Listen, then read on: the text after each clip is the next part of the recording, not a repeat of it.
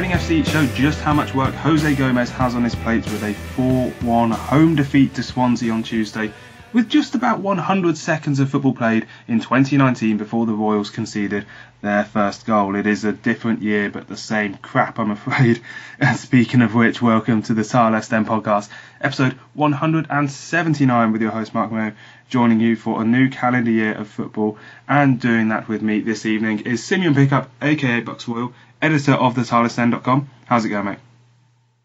Well, I'm a thoroughly depressed Simeon Pickup, editor of the TilehurstEnd.com at the moment. That was a dire way to start a year. I don't think I've ever seen anything like it in terms of the sheer amount of optimism and joy going into it, and then just being completely dashed come, well, I was about to say 5 p.m, but to be honest, just a few minutes into the game. Yeah, there's actually just a quite an ironic screenshot at the moment. If you go onto the Reading FC official Twitter, at 3 p.m. they tweeted "New Year, New Start, New Era," and immediately there has a tweet "Goal to Swansea." So it's maybe not so much of a new era, but we certainly need a new start. So yeah, we'll be reviewing that and a little bit around the Xmas period as well, and all the rest, usual gubbins as well, Newsbites, Mailbag, and previewing a trip to a small club in the northwest as well. So let's get into that with the Xmas period recap. The Tilehurst End podcast. Read the blog on thetilehurstend.com. So let's start with some basic stats then. We're 5 points adrift of safety. We've had one win since October the 20th. We've scored 2 goals in 6 games. We've kept 1 clean sheet in 8. And we've got 1 away win for the entire season to this point. Oh, and it's Manchester United up next. Sim, let's start with the Swansea game, the most recent one then. And with all those stats in mind, I think the one particular thing that springs to mind out of this Swansea game is the clean sheet stat, because this was a defeat born out of shocking defending. Yeah, absolutely dire defending, absolutely diabolical. Just so frustrating coming back off the back of a really good clean sheet and 0-0 draw at QPR just a few days ago. That's the kind of result that you looked at and thought had turned a corner for us. A while ago, we would have been beaten 1-0 there, or 2-0, 2-1, something like that, just edged out with some sloppy defending. But Reading finally managed to do themselves some justice with a decent 0-0 draw at QPR, and then just undid it. Well, even within the first couple of minutes against Swansea, and it was just diabolical from there on in.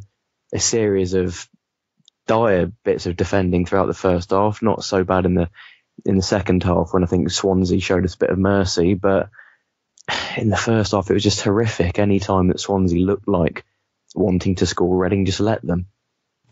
Really summed up for me it was by the I can't remember if it was the second or third goal. I think it was the second goal when Mo Barrow has the opportunity to clear the ball in his own corner flag. And I mean, to be fair, some fans would have blamed him just for punting it out for a throw-in, but it's actually quite a common thing that you see a lot of defenders do, just getting the ball out of play and dealing with it in the next attack and the next movement. But he just lays it into a completely free Swansea man who's a nice little position to put a ball in, and then it must bobble through about 4 Swansea players before being bundled in at the far post. And it was crosses into the box that did for Reading in that first half. 3-0 down they were by the half-time whistle, and Jose Gomes said that Swansea didn't actually come out to win this game 4-1, but we allowed them, and that was the most frustrating thing. And the only solace, I think, so far that we've seen in this game as well, and particularly across the 3 games with the 0-0 draw against QPR and the 1-0 defeat against Millwall, is that there seems to be a semblance of a partnership forming in the centre of midfield with Rinomhota and John Swift. It's clear that Gomes trusts Swift, and getting him playing could be key to any sort of revival that we're going to go through. Yeah, can't argue with that. He's the kind of technical player that you want in the middle of the park, someone who can move the ball around, create some chances, and really just come up with the ideas that other people in the squad aren't capable of.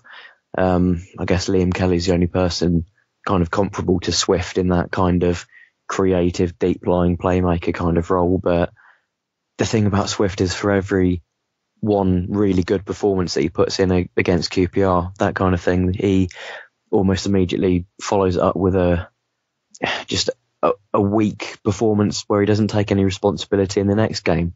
He looked particularly frustrating, to be honest, against Swansea. He didn't take responsibility. He was shoved off the ball too easily a lot of the time. He came up with some good ideas at various points during the match. He almost lobbed the goalie in the first half for what would have been a spectacularly surprising goal in the first half, where it looked like he'd lobbed the goalie and it was just about to go over the line, but the goalie just managed to kind of claw it out for what was almost a goal but wasn't quite in the end. I think just going back to that thing about Barrow that you mentioned earlier, where he gave the ball away for one of the goals, it's things like that that for me really kind of really need to be mentioned about this side. Players are not necessarily stupid in a sense, but they do some stupid things at really bad times for us. Barrow kind of trying to pump the ball up the pitch, and rather than getting a particularly good clearance on it or being more decisive and just kicking the ball out of play, he gives it away to an opposition player who's able to get into a dangerous area and then eventually create the goal. And it's just that kind of frustrating, stupid bit of play that I really just get frustrated with. Omar Richards did it a few times as well, just giving the ball away and setting up Swansea for a counter-attack a few times. And it's naivety, it's stupidity again. And it's those kind of problems that really create issues for us. It's not always the opposition forcing errors and really pressing us and making us come into these really bad mistakes, but we just put ourselves into these problems. And I think that's one of the key things about not only watching this team but playing in it as well. It must be so demoralising. If you're, Yaku Meite playing up front today, and he didn't have a great game by any guys. I don't think anyone did really, and he's kind of dropped off form a little bit, Meite, whether he's carrying an injury or whether it will turn out that he's maybe not got the right coach at the moment for him. That time will tell. But if you're there as an attacker and you watch your defenders or your midfield players do these stupid, silly errors that lead to goals, and suddenly you're 1-0 down, you're 2-0 down, you're 3-0 down, even 4-0 down today, that's so demoralising. It's so hard to pick up from that and go again, especially when you're Sonny Aluko, who's played through the middle under Gomes, nothing special, not too bad by any regards. I see Gareth McCleary's obviously far from his best at the moment, but it's so hard to pick yourself up from those moments and go again, because if you're playing in this Reading team for any point in the last 18, 24 months, you've seen that happen time and time again, that's how you can see goals. Exactly, it's a cycle that affects the entire side, and when you're an attacking player, you want to be in that mindset where you know that if you get a chance, you're able to, at the very least, put your side back level, or ideally put them into the lead or extend the lead. You want to think that whatever you do in your job in the final third, it's going to matter for something. It's actually going to help the team. But then when you look at the back, when you look at the defence, making all these errors, going down 1-0, 2-0, 3-0, from Meite's point of view, he's going to wonder why he's bothering chasing down all these long balls, really making movement up top, trying to look for passes. And the longer those kind of problems go on, the more the heads drop of the attacking players. They think, why do I bother making these runs? Why do I bother dribbling at the defence or playing a pass or something like that? It's an ongoing vicious cycle.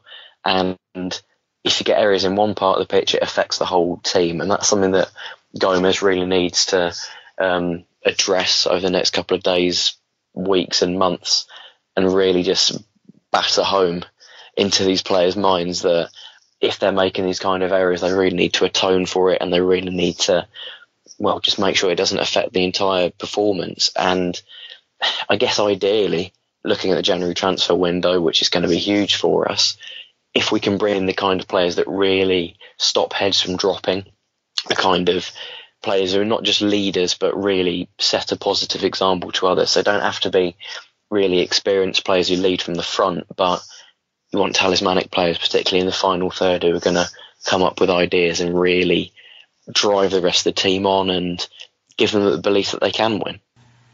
Well, that January transfer window coming up is going to be absolutely huge, and I kind of want to preview that in next week's show once we start to get some movement in that, as we have a show after the Manchester United game. Let's finish this recap. Well, we'll finish it on a genuinely positive note, but before we get to that, let's just touch on the QPR 0-0 draw and the Millwall 1-0 defeat.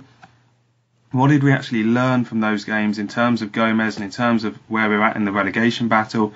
I thought with the Millwall game, it's a tough defeat to take, but we played most of it with 10 men and Gomes hadn't really got into the role at any point for that one. And the QPR game, I'd say, is more significant in terms of us understanding Gomes and his style. It was quite promising at the time, coming away with it.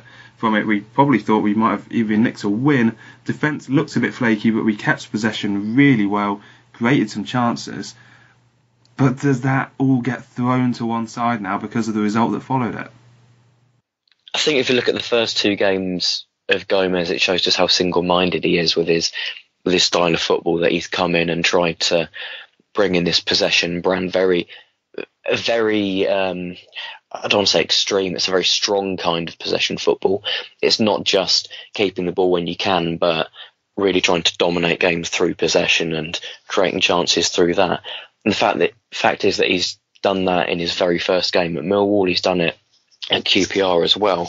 Didn't really work against Swansea at all, obviously, but I don't think he's the kind of guy who's going to throw that away just because of one really terrible dire day at the office against Swansea. He's going to try and make that system work rather than abandon the system. He's probably not going to use it too much up against Manchester United, where we are going to get absolutely cut to pieces if we try and play vast, expansive, attractive football up at Old Trafford against a really rejuvenated, confident Man United side. But going forwards in the league, it's a system that can potentially work if he gets his own tactics right, if he hopefully brings in a few players in the January transfer window and gets rid of a few who aren't really suited to the system.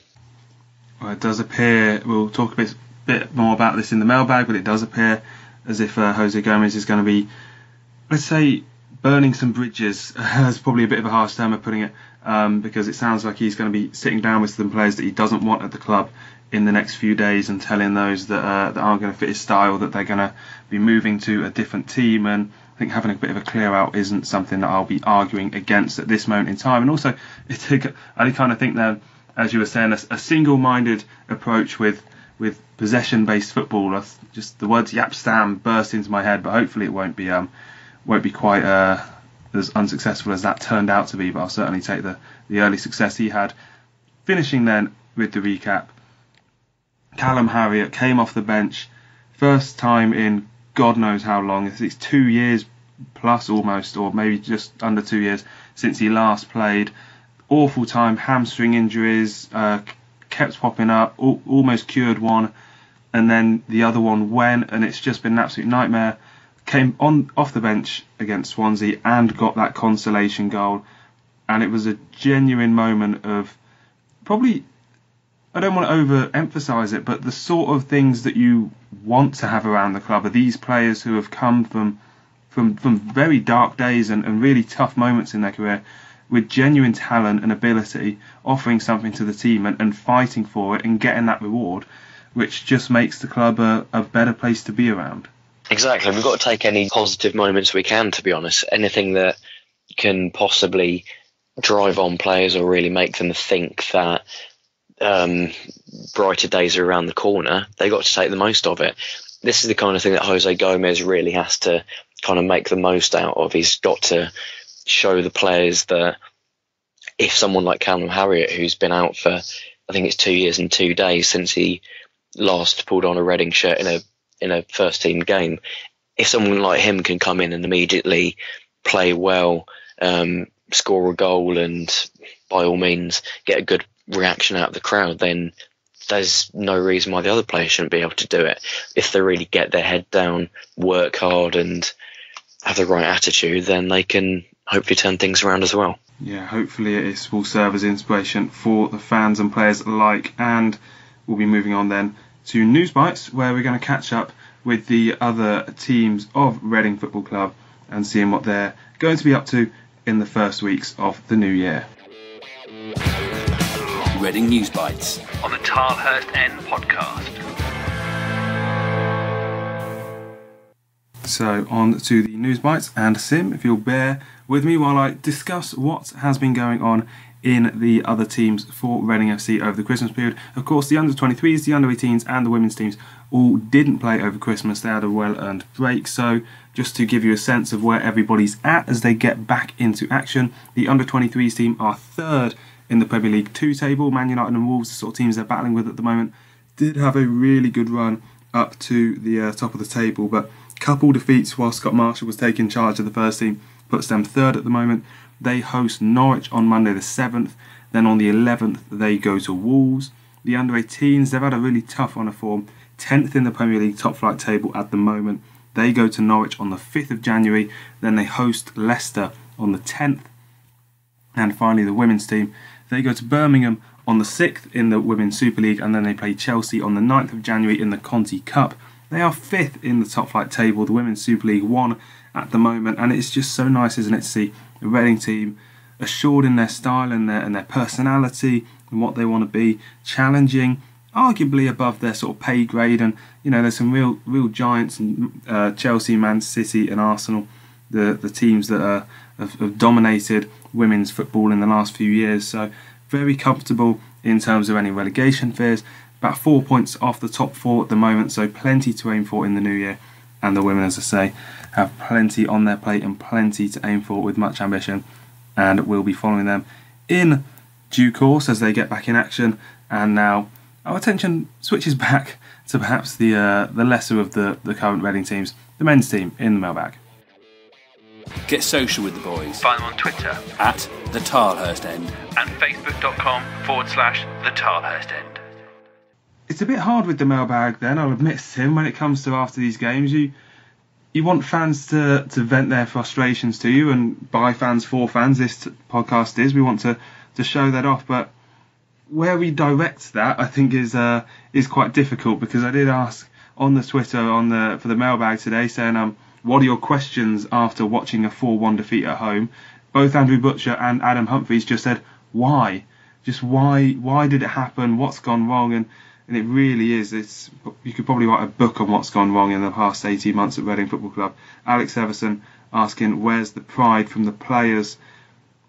It's just a mystery, really. The one thing I've mentioned when it comes to us saying where's the pride and why is this happening, you can take solace from examples that we need to follow. One of those is Hull at the moment, who beat Bolton 6-0 today after looking down and out. They're on 5 straight wins and comfortably mid-table, so it can be done. And discussing how it can be done, Andrew Smith says the club needs a root and branch wholesale change with the exception of the academy players. There's a losing attitude inside the squad. I doubt O'Shea has won 2 games in a row for 6 years. Total clearance required, including cancelling contracts. Now, Sim, start thinking now about which players you think might be moved on, because Guy J asked us, Gomez said on BBC Berkshire that he'll be sitting down with some players about leaving the club and some won't be happy. So who are they? Now, which names immediately spring to your mind when it comes to clear outs and the sort of players that Jose Gomes is going to sit down and say, listen, mate, I'm afraid whether you're leaving on a free or for a nominal fee or on loan or whatever, you're just not going to be sticking around at the club. Who do you think that's going to be? Immediately you have to look at the players who are not particularly good value for money that we've typically brought in the last maybe year and a half or so. Haven't been good value for money and aren't going to fit into this system. People like Dave Edwards, who was never a good fit for the Amsterdam style of football in the first place and won't be a good fit for this style of football either. Dave Myler fits into a similar category. I guess Sam Walker, Vito Minone as well. But for me, all those questions kind of tie together, really, particularly looking at bringing academy players through, and especially the issue of pride, because we don't have enough players at the moment who are really they really care about the club. I'm not saying that people who haven't been here for very long don't care about the club at all, but it really doesn't hit them emotionally when the club isn't doing well. They've not been here for they've not been here for a number of years, seen us go through good times and bad times, and really built up that emotional connection. You look at people like, say, Gawkes, Karachan, Pearce, even Simon Church, who were here for a number of years and built up that affinity and that love for the club, really built up that affinity and connection with the fans as well. So if we did have a tough time, they knew how to bounce back, and they had the right mentality to bounce back. They had that pride in the club, that pride in the shirt, and were able to, they were in the right place mentally to recover, basically. And I look at people like Myler, McShane, O'Shea, Manone. I'm sure they're very nice guys. They've got the right attitude in a sense, but it's not the kind of attitude that's right for Reading at the moment. They don't have a proper connection with the club. They don't really know what it's like to be a Reading player and what it is to be a success at Reading, essentially. I like people like McCleary and Gunter, because I do think they have the right attitude and know what it's like to be at Reading, essentially. It's hard to define what it is, really, that kind of connection between players and the club, but you get it quite obviously with some players, particularly in that 11-12 side that was just so mentally resolute and was able to kind of will itself to a championship title. But you don't have it with this current crop at all. And if we're to turn that around, it's not something you can do in the short term. You can't just buy a player who understands Reading Football Club. It has to be something that really develops over the course of a couple of years, which is why the academy is so important. You look at Andy Rinham-Hota and how well he's done in the last couple of weeks, coming in, being really determined, basically. Even on a bad day like today, he was, for me, my man of the match. He was energetic, determined, ran his socks off, and that's not the kind of performance that you get from other people. Some of the players that have come in the last couple of years, they're not going to really show up and really put in that extra level of effort, even when everyone else in the side isn't turning up. One of the things that I saw actually is on New Year's Eve, Paul McShane on his Instagram made it very clear that he hadn't enjoyed 2018 and that he hoped 2019 was going to be better. I think one of the things that I've noticed with McShane in particular is that isn't he still the club captain? And when was the last time I saw the club really put him in any media, like saying Paul McShane, club captain, is fit again, or he's fighting his injuries? Here's an interview with him. He's not been brought to the front, if you know what I mean. And contrast that with Gareth McCleary, who was the captain for the last couple of games, and the club are really, pushing how great it is that McCleary's captain, how much he's earned it, etc., etc. Which, I mean, I completely agree with the McCleary stuff, but the fact that you're not hearing from the likes of Paul McShane, you're certainly not hearing from Milo and Edwards and that so much is a pretty clear sign. I think those are the three that I think could be on their way, and Reading probably will be able to shift them because maybe they'll have to move them out on loans while paying a bit of the wages. But these are experienced players, and at least League One teams will be looking at someone like Paul McShane and David Milo and thinking that they can do a job. Tyler Blackett, interestingly, has been linked with a move to Wigan, although more of a sideways move I can't imagine at the moment, so that'll be an interesting one to keep an eye on. But yeah, I think it's good that Gomes is, in my opinion, it's good that he's coming out and saying that the squad's too big. Clement said it as well. It's just a plain fact that we all know at the moment, and which ones he moves out, maybe there'll be some surprises. Into the mailbag, the next question, Hordes asks, do you think the club faces administration if we are relegated? I can't see the arrogant incompetence of Gourlay, etc. inserting relegation clauses into these bumper contracts. The administration question, for me, it purely lies with the owners, and it really depends on whether they want to abandon a League One team. I'm not sure how able they are to do that, whether they want to tighten the purse strings in certain ways, whether they want to spend big in League One to get out. It's really tough to answer, and I do think that the signs are that the owners have invested so far and that they have pockets that can sustain a League One team at the end of the day. So I don't know if you have any particular worries about that, Sim, but I must say that I'm relatively confident in it not being the case. I'm just not sure, to be honest. there's not really much we can say about the finances behind the scenes without knowing too much in detail. I guess all I'd add is that we don't really have too many assets at the moment in terms of players, in terms of people that we can sell for a decent fee. Liam Moore's the best example of that, potentially being worth 10 million or so last summer, if you believe some of the rumours about the transfer fees that were apparently he was going to go for that Brighton move that never materialised. But he's not going to fetch that. Who could fetch a few million should we, need it. Maybe a million or two, but he scored 7 goals this season, I think it is, and that's not the record that's going to bring a couple of million in for him. Otherwise, you're looking at young players who might be very talented, but at the moment aren't going to fetch a huge fee. Danny Loader's a very talented guy, but is he going to fetch more than a million or two, maybe, at this moment, excluding sell-on fees and stuff like that? There's just not enough value in this squad, particularly in relation to the wages that we're probably handing out and the length of contracts. I imagine Sonny Aluko's on a decent amount, and he signed a 4-year deal when he came in. Tyler Blackett was on a 4-year deal as well. I know he's that's almost up in 2020, but generally speaking, we've got presumably quite expensive contracts that are going to run for quite a while. So that's going to be a real worry if you get down to League One.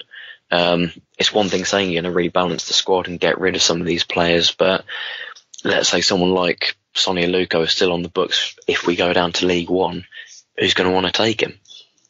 It's one that we hopefully won't ever have to really consider, but really it is not looking good for where Reading are at the moment. Is a bit of an understatement and stating the obvious at the same point, but I think Reading fans are very, very realistic in the sense that this team is fully involved in a relegation battle that they are not winning in any sense of the word at the moment. Just to move on for the end of the mailbag then, we did ask on the Twitter, where does this rank in terms of Reading's worst home team performances? John and Neil Carby both talked about the Bristol Rovers game. Worse than almost everything else, including Burns, was Neil Carby said. I've actually got the old match report up from the Bristol Rovers game, and it said this was in it was a January game back in 1999, 6-0 to Bristol Rovers it finished. For anyone who's not aware of this travesty, basically, it actually says that we were pathetic in every way, is one quote. I noticed that, strangely enough, the first half was quite promising, is another sort of interesting thing. And then it gets summed up here in this Hobnob Anyone old match report that's still floating around online, saying the second half, quite frankly, I'd rather not talk about it. It's probably a very good way of describing what happened on that afternoon against Bristol Rovers. Lewis Stagg and Jack Simpson both said it's the worst home performance they've ever seen. Andrew Smith said, I remember standing on the Elm Park pitch waiting to find out Newport had relegated us. I feel the same way today. Root and branch wholesale changes required. The players must be feeling bad as well. Sell, cancel contracts, anything, just change it. And James Spaulding said, sad thing is, do we think this is rock bottom? And I don't know about you, Sim, but it's really hard to work that one out, isn't it? Because the teams that we're going to be coming up against, we go to Derby in a few weeks, obviously go to Man United next weekend. We could, if we play that badly again and we defend that badly, or even worse, which is something we are capable of, against a better team, we could get, I remember when we got beat 8-1 by Birmingham, and that sort of thing could happen again in the way this team is playing. It's all about the reaction at the moment. It's all about how Jose Gomes sorts it out. I don't know how he's going to manage it, because there's not really too many obvious changes he can make to the first team at the moment. I know we've got a big squad, but there's a lot of injury problems throughout it. There's not many kind of obvious alterations you can make, even for the Man United game. It's rock bottom if we want it to be. If we really bounce back, if we really accept that this can be rock bottom and that we're capable of playing a lot better, and we take the right lessons from today, then we're more than capable of making this rock bottom, improving and scraping safety, or perhaps a little bit better than that. But if the players kind of wallow into self-pity and just feel bad about it, and don't really react to this game properly, or if there's not really enough changes in the January transfer window and we're left with this same group, largely speaking, going into February, then we are going to be in a lot of trouble, and we are going to see other games like this throughout the rest of the season. I think perhaps a silver lining to this cloud is that it's good to have this kind of game so early on in January, so early on in Jose Gomez's era at Reading, because he's able to react to it. He's able to say, right, this is how bad my players can be. I know what I'm up against. Because if this had happened, say, at the end of January, when we'd been on a bit of a decent run of form and we kind of thought we'd got past the worst of it, but then had this kind of day a little bit later when we weren't able to react to it properly, that would be a real problem. It is the warts and all approach, and I remember a few years ago when Steve Clarke first came in, we went to Brighton and spaffed a 2-goal lead there and drew 2-2 very late on, and I think it was only like late December, I think it was, definitely Christmas period, that happened. And it was the warts and all approach, which I was happy about at the time, and I suppose you can say arguably that it kind of worked in that sense with Steve Clarke, and you just have to hope that Jose Gomes, I think he knows what he wants, and I think he knows what to communicate to his players to bring it out, but whether they react to it, whether he's the right man to bring them round, is just something that we're going to have to hope on, and that's what makes Jose Gomes the most important person at Reading Football Club at the moment, and he's going to be the man taking us to Old Trafford for the FA Cup third round game on Saturday afternoon, 12:30 kickoff on the telly, and we'll be talking about that next in Any Other Business. The Tilehurst End podcast by Reading fans for Reading fans. Just the 12 goals for Man United since Ole Gunnar Solskjaer took over, this being before they went to Newcastle, which is tomorrow evening as we record this. So the first thing that, and probably the main thing that I want to know about this, Sim, is will Man United take this seriously? To which the only thing I can say to that is yes, they definitely will, because this is Solskjaer's only chance, or only real chance, should I say, at a trophy in this supposedly short spell he's going to have at Man United. And therefore he's going to play, I think, a relatively strong team, but maybe not fully strong.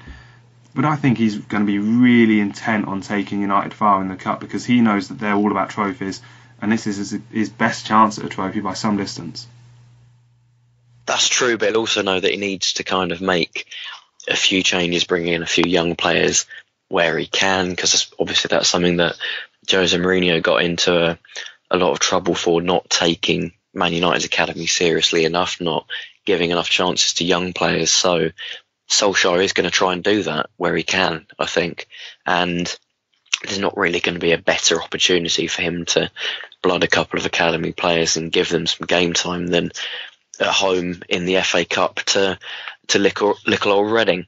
I think Mason Greenwood is one name that's been mentioned as a talented guy who might get a run out against us. I imagine there could be a couple in the first team, maybe as many as 3 or 4, but either way, there will certainly be enough quality to overwhelm us, particularly if someone like Paul Pogba starts, Marcus Rashford as well, who are both in some decent form at the moment. And if they do turn up, then, well, it's going to be a long afternoon, and I'm just delighted that I don't have my match ticket for it.